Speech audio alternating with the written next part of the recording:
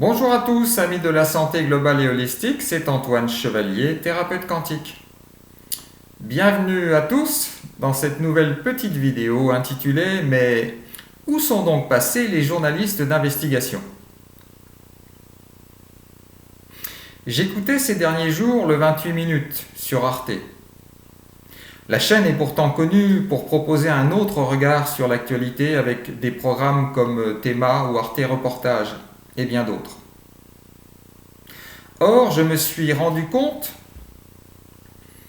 que les chroniqueurs y déploient le même discours que les journalistes d'autres médias comme BFM TV, C'est dans l'air, sur la 5, etc.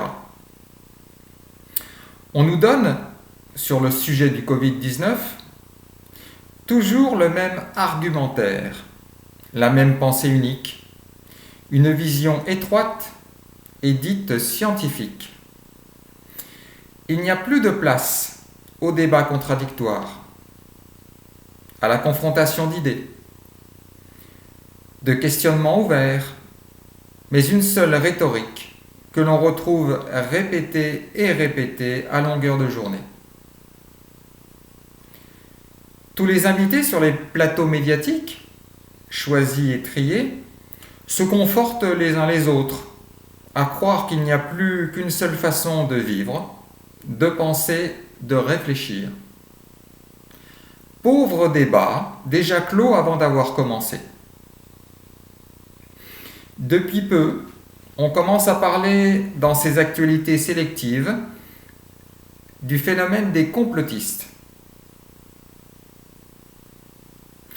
On a vite posé le postulat qu'ils rassemblent tout un lot hétéroclite d'anarchistes de tous bords qui refusent l'autorité sous toutes ses formes. Qui s'est posé la question de savoir pourquoi ce mouvement est né et grandit de plus en plus dans le monde? Quelles sont les idées que véhiculent ces personnes? Que recherchent-ils?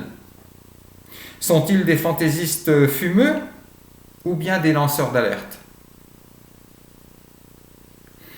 Où sont donc passés les journalistes d'investigation?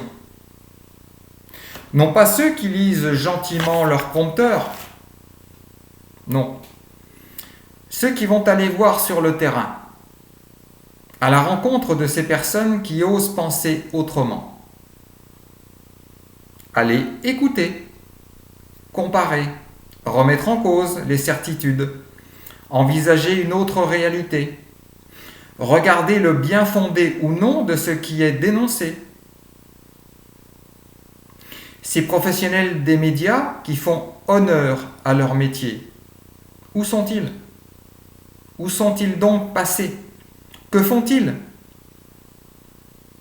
Si ces milliers de complotistes ont tort, alors il sera facile de les dénoncer, mais avec de vrais arguments, suite à une vraie enquête sur le terrain, avec un esprit ouvert et prêt à écouter et entendre, sans procès à charge.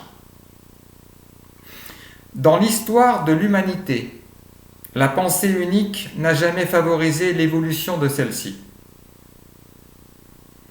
Recherchez dans l'histoire des sciences et de la médecine comment chaque changement de paradigme fut rejeté de la pensée scientifique unique et à chaque époque.